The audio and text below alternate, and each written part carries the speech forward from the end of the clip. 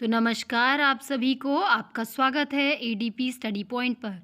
आज हम करने वाले हैं हिंदी के विलोम शब्दों के एमसीक्यू प्रश्नोत्तर। तो चलिए देखते हैं। हमारा पहला प्रश्न है, स्थावर का विलोम शब्द है ए सचल, बी चंचल, सी चेतन या डी जंगम। तो हमारा सही उत्तर क्या है? जंगम। जी हाँ दोस्तों, स्थावर का विलोम शब्द है जंगम। चलिए चलते हैं दूसरे प्रश्न की ओर। तो हमारा दूसरा प्रश्न है, गमन का विलोम शब्द है जाना, उतरना, आगमन या चढ़ना। गमन का मतलब होता है जाना, तो ये तो इसका पर्यायवाची है, तो गमन का विलोम शब्द हो जाएगा आगमन। तो गमन मतलब जाना और आगमन मतलब आना। चलिए चलते हैं तीसरे प्रश्न की ओर। हमारा तीसरा प्रश्न है हमारा, ज्येष्ठ का विलोम शब्द है कनिष्ठ, बी पूर्व, सी भूत या डी अजग। तो ज्येष्ठ का मतलब होता है सबसे बड़ा, तो सबसे बड़ा का क्या होगा? कनिष्ठ। जी हाँ दोस्तों, ए आपका जो ऑप्शन है वो बिल्कुल सही है। तो ज्येष्ठ का विलोम शब्द क्या हो जाएगा? कनिष्ठ। चलिए चलते हैं चौथे प्रश्न की ओर। चौथा प्रश्न है हमारा, आलोक का विलोम शब्द है ए अद्भुत, बी अज्ञात, सी अंधकार या डी रात्रि।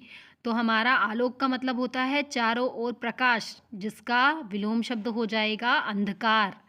जी हाँ दोस्तों, आपका ऑप्शन सी अंधकार बिल्कुल सही है। आलोक का विलोम शब्द है अंधकार। हमारा पांचवा प्रश्न है, मौन का विलोम शब्द है मुखर, मौखिक, मयंक या विकार।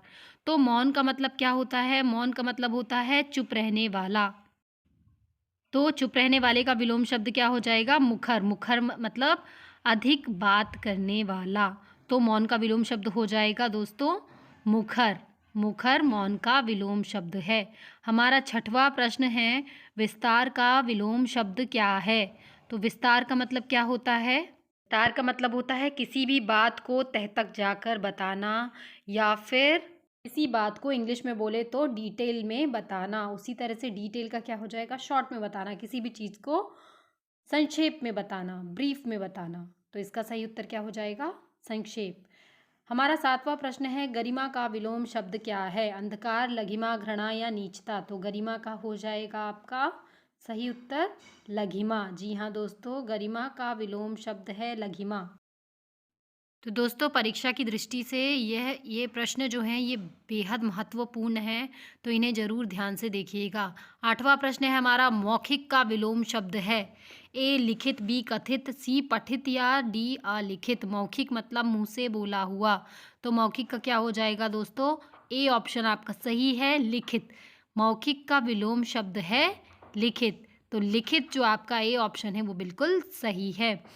हमारा नवा प्रश्न है, अनाथ का विलोम शब्द है धनी, सनाथ, निर्धन या बेकार। तो हमारा अनाथ का मतलब होता है जिसका कोई ना हो, उसका क्या हो जाएगा? Option B सनाथ। जी हाँ दोस्तों, आपका सनाथ जो है वो अनाथ का विलोम शब्द होता है। हमारा 10वां प्रश्न है, सकारात्मक का विलोम शब्द है ए नकारात्मक, बी आशात्मक, सी संभावात्मक या डी निराशात्मक। तो हमारा इसका सही उत्तर क्या है? नकारात्मक। ए ऑप्शन आपका बिल्कुल सही है। तो दोस्तों, ऐसी और वीडियो देखने के लिए चैनल को लाइक, शेयर एंड सब्सक्राइब। धन्यवाद।